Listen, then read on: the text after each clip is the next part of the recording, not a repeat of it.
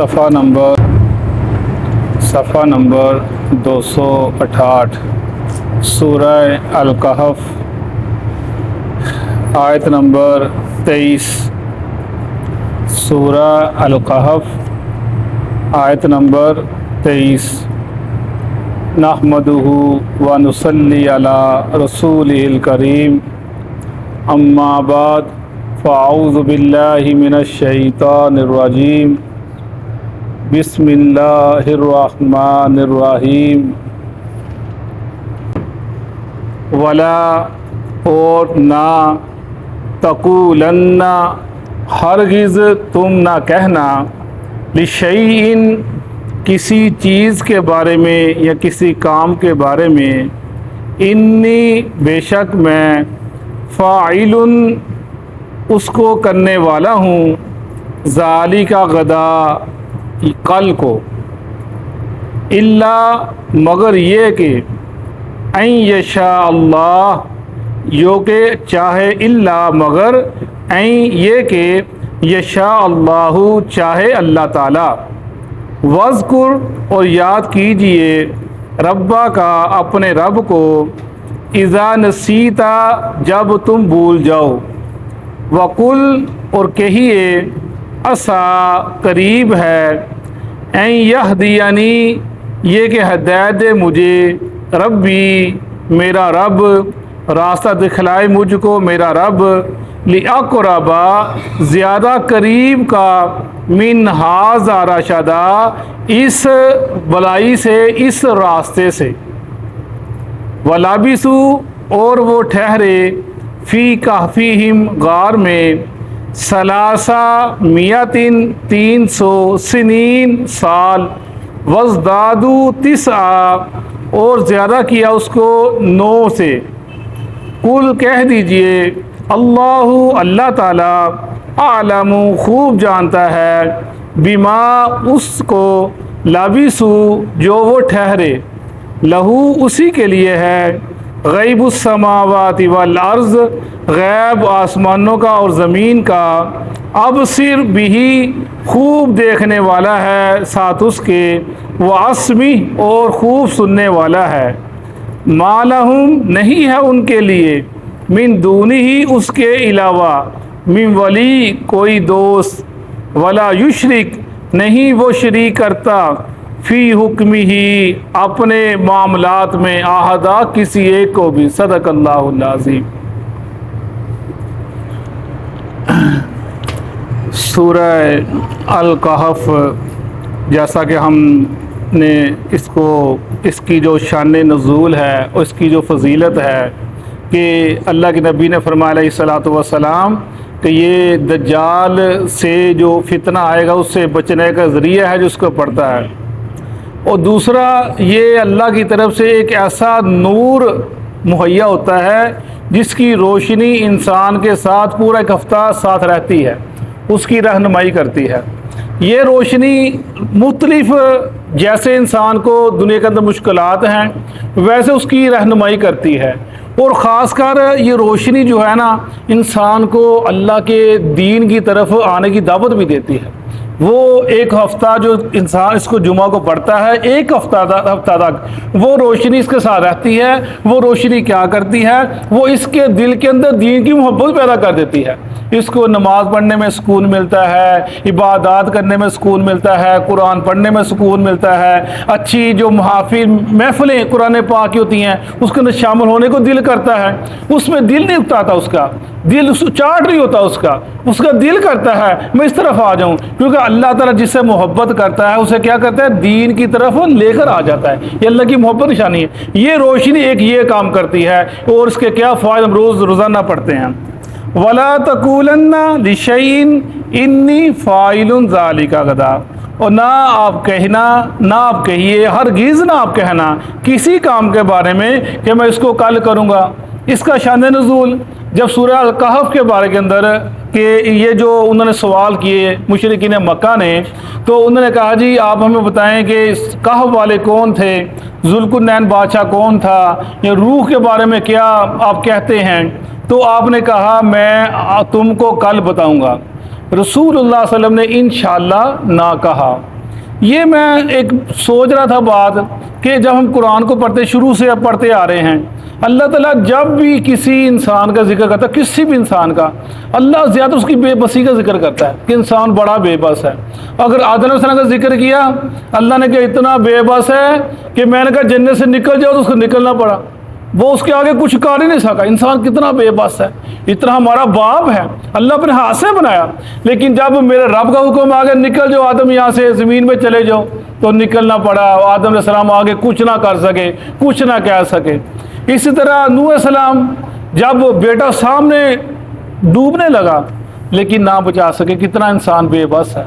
لوط علیہ السلام کی بیوی کے بارے کے اندر، وہ گھر کی ایک فرد ہے انسان، لیکن اس کو بھی وہ اپنا ہم نوا نہ بنا سکے، تو انسان کتنا بے بس ہے، کتنا محتاج ہے۔ اسی چیز کا ذکر کیا جا رہا ہے کہ جب رسول اللہ صلی اللہ علیہ وسلم نے کہا کہ میں کل بتاؤں گا، تو اللہ تعالیٰ نے 15 دن کے لیے وحی بند کر دی، اور آپ انتظار کرتے رہے کہ وہی آئے گی تو میں بتاؤں گا، جو غیب کی بات تھی، جو اللہ کو پتا تھا۔ تو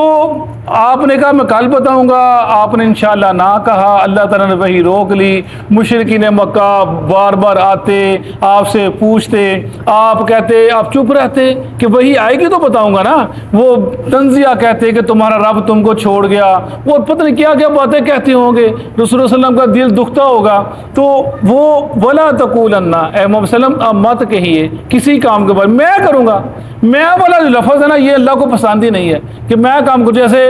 موسیٰ علیہ السلام کے بارے کے اندر آتا ہے نا کہ جب کسی نے سوال کیا محفل کے اندر کہ اے موسیٰ تو اللہ کے نبی ہے، کیا تجھ سے بھی بڑھ کر، آپ سے بڑھ کر کوئی علم والا بندہ ہے دنیا کے اندر؟ انہوں نے کہا نہیں جی، مجھ سے بڑھ کر کوئی علم والا بندہ نہیں ہے، مجھ سے بڑھ کر، میرے سے زیادہ۔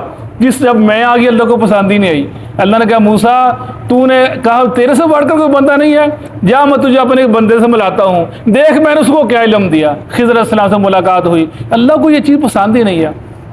اور ایک اور واقعہ بخاری شریف کے اندر آتا بڑا زبردست کہ فرمایا رسول اللہ صلی اللہ علیہ وسلم نے کہ سلیمان علیہ السلام نے کہا کہ آج ان کی 100 بیویاں تھیں صلی اللہ علیہ وسلم کی، وہ کہنے لگے آج میں اپنی تمام بیویوں کے پاس جاؤں گا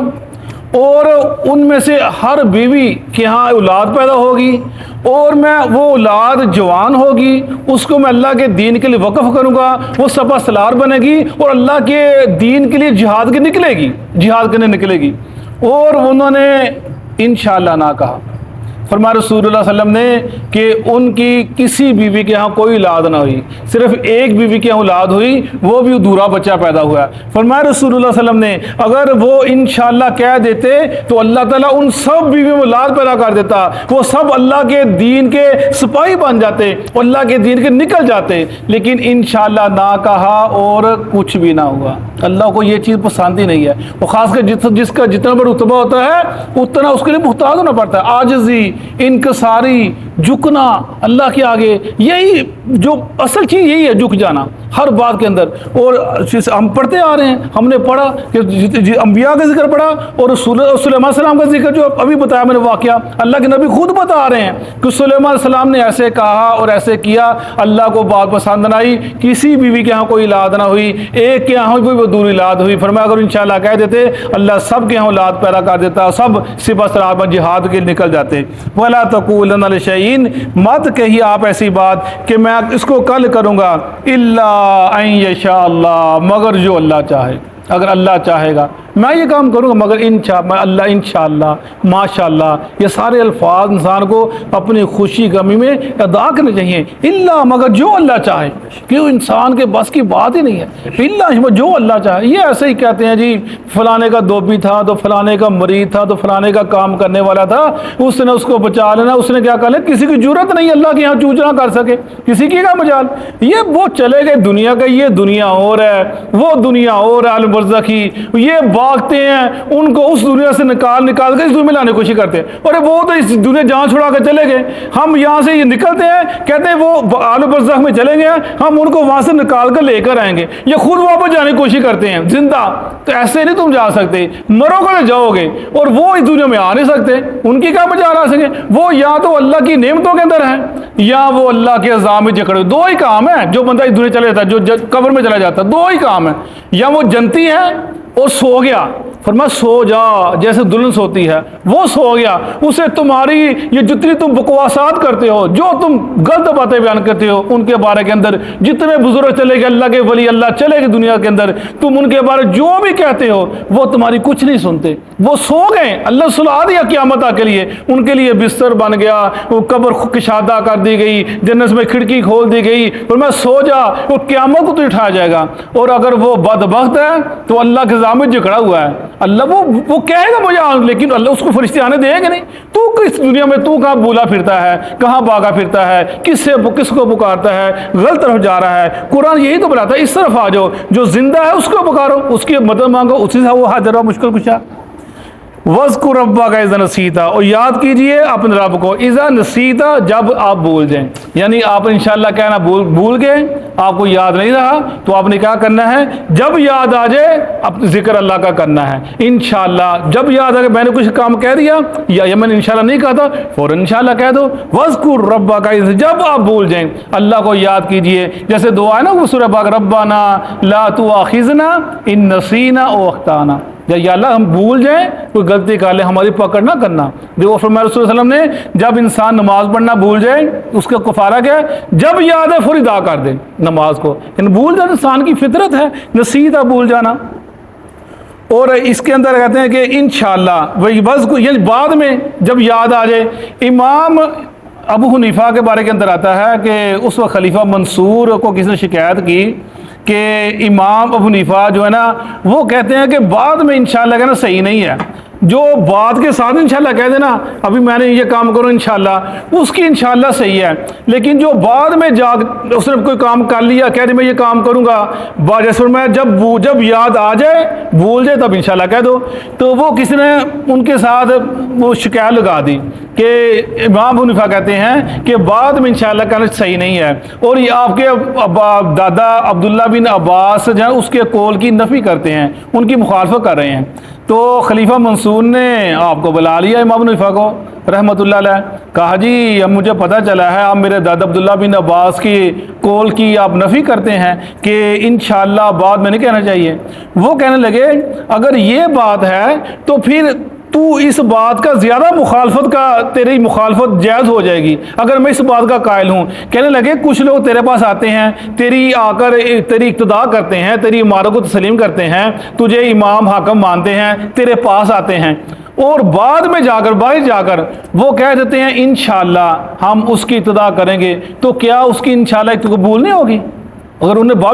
بعد میں جا کر کہہ دیں انشاءاللہ، تو جو تیری بیعت کر کے گئے ہیں، کیا بعد میں انشاءاللہ کہنے سے تیری اقتداء وہ قابل قبول نہیں ہوگی، قابل حجت نہیں ہوگی؟ وہ خوب خاموش ہو گیا۔ کہا اسے پتہ چل گیا کہ کسی نے امام ابو حنیفہ کے بارے میں بہتان باندھا ہے، اور انہوں نے امام ابو حنیفہ کو باعزت رخصت کیا اور اس کو اپنے دربار سے نکال دیا۔ یعنی انشاءاللہ بعد میں جب یاد آ جائے، وَاذْكُرْ رَبَّكَ نسیتا، جب آپ کو یاد آئے اپنے رب کو تم یاد کرو۔ وَقُلْ عَسَىٰ، اور کہہ دیجیے قریب ہے، یہدینی ربی لاقرب من ھذا رشدا، قریب ہے کہ جس چیز کا میں نے ارادہ کیا تھا میں یہ کام کروں گا، میرا رب اس سے اچھا راستہ مجھے دکھلا دیں، اس سے لیقربا، جو اس سے زیادہ بہتر راستہ ہے۔ فرمایا رسول صلی اللہ علیہ وسلم نے آپ کو جب دو چیزوں کا اختیار ملتا نا کہ دو کاموں سے ایک کام کر لو، جو آسان راستہ ہوتا، سہل ہوتا، کرنے والا آسان ہوتا، اس کو آپ کر لیتے، دوسرے کو چھوڑ دیتے۔ میں قریب رستے دونوں ٹھیک ہے، یعنی ھذا رشدا، رستے دونوں، فرمایا قریب کا جو راستہ ہے بہت اچھا راستہ ہے، میرا رب اس کی رہنمائی کر دے گا۔ وَلَبِثُوا فِي كَهْفِهِمْ 300 سنین وازدادوا تسعا، اور ٹھہرے وہ غار میں 300 سال، اور زیادہ کیا 9 سے، یعنی فرمایا کہ 300 سال ٹھہرے اور وازدادوا تسعا، اور زیادہ کیا اس کو 9 سے۔ یہ آگے قُلِ اللَّهُ أَعْلَمُ بِمَا لَبِثُوا، کہہ دیجیے اللہ جانتا ہے وہ کتنا ٹھہرے۔ اب یہ جو پچھلا جو آیت ہے نا یہ ہمیں اس چیز کی طرف اشارہ کر رہی ہے کہ یہ جو وازدادوا تسعا 9 کا جو کہنا تھا وہ خود ہی کرتے تھے، وہ کسی نے کہا 300 سال، کسی نے کہا 301 سال، جیسے وہ کہتے ہیں نا 3 تھے 5 تھے 9 تھے، ایسے اس میں بھی وہ لڑتے جھگڑتے تھے۔ 300 کسی نے 309 سال کہہ دیا، فرمایا کہ 300 تھے کہ 309 تھے۔ قُلِ اللَّهُ أَعْلَمُ بِمَا لَبِثُوا، کہہ دیجئے اللہ خوب جانتا ہے وہ کتنا ٹھہرے، تم کو کیا، وہ 300 سال ٹھہرے، 9 اوپر ٹھہرے، تم کو اس سے کیا لینا دینا ہے؟ جو مقصد تھا وہ حاصل کرو، وہ سبق تھا وہ تم سے سیکھو، جس کے لیے تم نے مسئلہ پوچھا تھا تمہارا مسئلہ حل ہو گیا، جو تم مطالبہ کر تمہارا مطالبہ پورا ہو گیا، اب جو وہ چاہتا ہے محمد تم وہ اسی اتباع کرو، وہ کام کرو، تم وہ کام کرو۔ فرمایا قل اللہ اعلم بما لبثوا لہ غیب السماوات والارض، اسی کے لیے ہے غیب کی خبریں، آسمان کی اور زمین کا غیب اسی کے پاس ہے۔ ابصر بہ واسمی، وہ خوب دیکھنے والا ہے، وہ خوب سننے والا ہے۔ ما لہم من دونہ من ولی، نہیں ہوگا ان کے لیے اس کے علاوہ کوئی دوست۔ یہ جو اللہ کو، یہ اللہ کے نبی کی بات مانتے نہیں، سب کچھ مطالبہ کرنے کے باوجود مطالبہ پورا ہو گیا پھر بھی نہ مانا، فرمایا اب ان کا کوئی دوست نہیں ہوگا، کوئی مددگار نہیں ہوگا۔ ولا یشرک فی حکمہ احدا، اور وہ اپنے فیصلوں میں کسی کو شریک نہیں کرتا۔ زبردست آیت ہے۔ اس نے جو حکم دے دیا، جو فیصلہ کر دیا، جو اس نے سوچ لیا، جو اس نے کہہ دیا، جو اس نے کسی کے بارے کے اندر فیصلہ لکھ دیا، ولا یشرک فی حکمہ احدا، وہ اپنے فیصلوں میں کسی کو شریک نہیں کرتا، کوئی اس کے فیصلے کو چون چرا کرنے والا نہیں، کوئی اس کے فیصلے کو بدلنے والا نہیں، جو اس نے کہہ دیا ویسا ہو کر رہے گا۔ وہ اپنے بلا پیچھے اپنے پڑھا تھا نا، وہ جو فیصلہ کر لیتا ہے اس کو کوئی بدلنے والا نہیں، وہ اپنے فیصلے کو نہیں بدلتا۔ ولا یشرک فی حکمہ احدا، نہیں وہ شریک کرتا فی حکمہ ہی، اپنے فیصلوں میں، احدا کسی کو بھی۔ صدق اللہ العظیم۔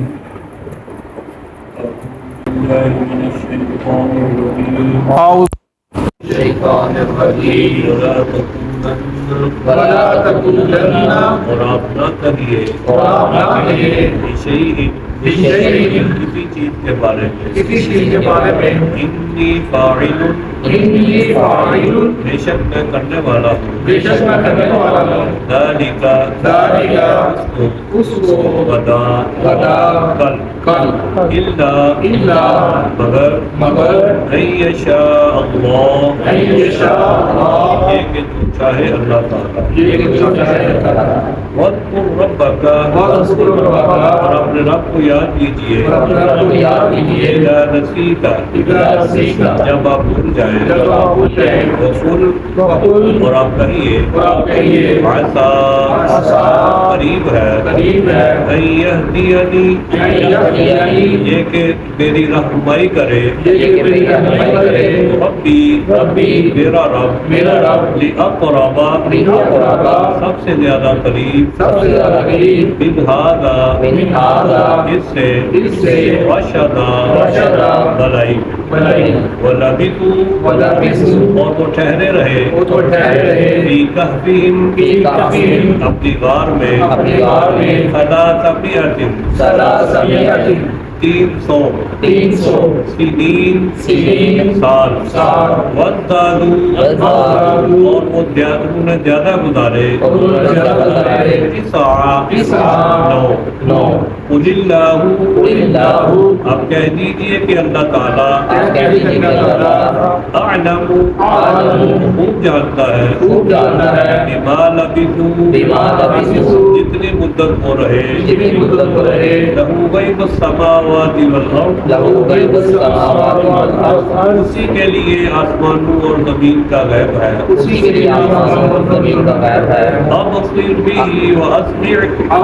به واسمع کیا خوب دیکھنے والا ہے اور کیا خوب سننے والا ہے ما لہم نہیں ہے ان کے لیے من دونہ اللہ کے علاوہ من ولی کوئی سرپرست ولا یشرک اور وہ اللہ نہیں شریک ٹھہراتا اور وہ اللہ نہیں شریک کرتا اپنے فیصلے میں